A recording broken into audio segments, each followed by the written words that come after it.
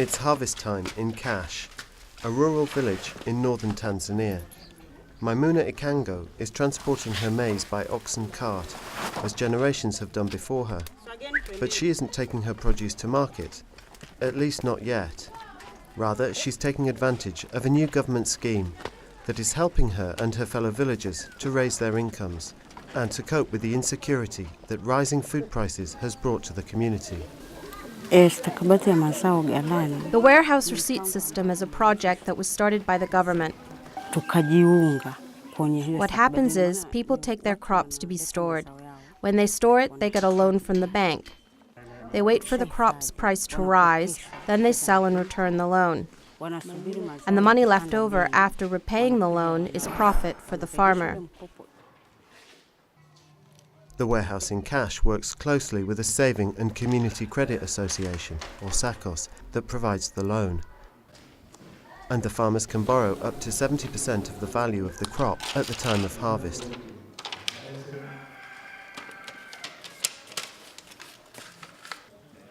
With this method, farmers can borrow against their produce at a time when they are usually in need of money, but also by cutting out the middleman and waiting for better paying buyers, they earn considerably more for their harvested crops.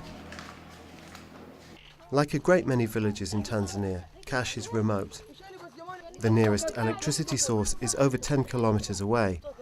But here, for the first time, there are new possibilities for villagers like Maimuna, who has used some of her profits to actually reduce her dependency on the land by branching out as a rural entrepreneur.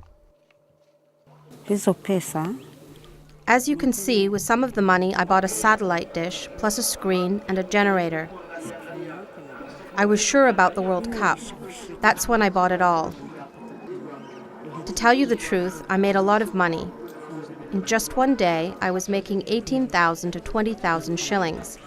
And it went on for a month, so I did really well. And even today, as the league is still going on, I'm still doing well. Qash's district, Babati, is one of 6 areas which piloted the scheme, a collaboration between the Tanzanian government and IFAD, the UN's rural poverty specialists.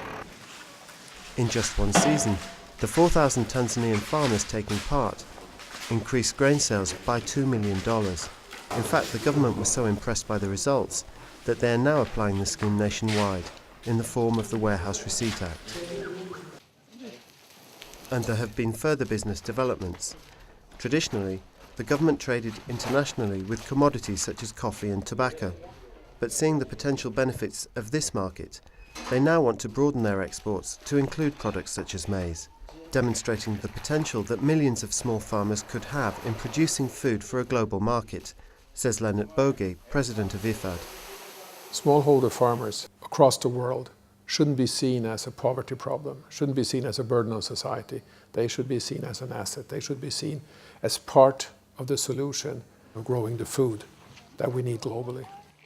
This is Declan McCormack of IFAD TV for CNN World Report.